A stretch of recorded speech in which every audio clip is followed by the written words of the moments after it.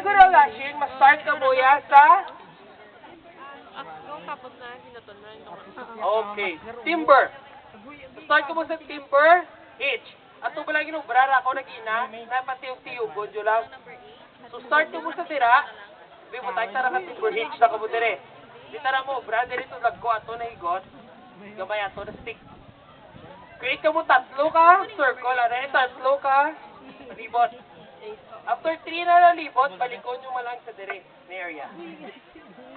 For support lagi sa. So dire tara ba ibutang ang stick naman karon. Nabutangan sa ato na 10.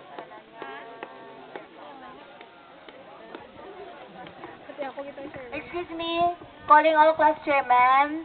Please proceed sa may shed dito, sa may entrance. So clear na.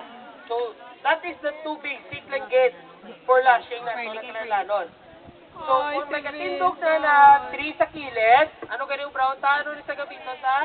Square. Okay, square lashing. Di square na ta. Square lashing. So kung patindog ko dyan naman, duwan nyo ka stick, ano yung sa gabito? Diagonal. So starting sa diagonal, ano ganyan? Nanat? Timber hitch. Timber hitch. So sa dire, ano ganyan? Clove hitch. Okay. So maghambal ka muna nat, kung mag-nut lang ka muya, all alone, ano lang yan? Rope to rope. That is what you call nut. Kung maghambal lang ka mo, hitch naman niya, may ginaangtan na siya.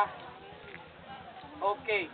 So maghambal lang ka muna lashing, kung ginatapik yun na ang duwa ka object. That is lashing. So, balaan nyo na anong definition sang nut, sang hitch, and lashing. Clear? Okay. This time, makato kita sa simple game before kita mag-start pitching. Okay, patay tasik, ini sa obra, ha? Ma-charge lang tayo. May dala kang charger.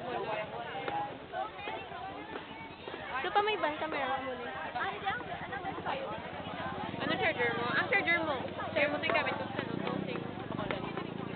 Ang charger? Dire? Hindi, pwede ka charger. Pero, di charger. Pero bayad. Okay lang na. Paano ni mag-pause? Patson ko na lang. Oo. Click.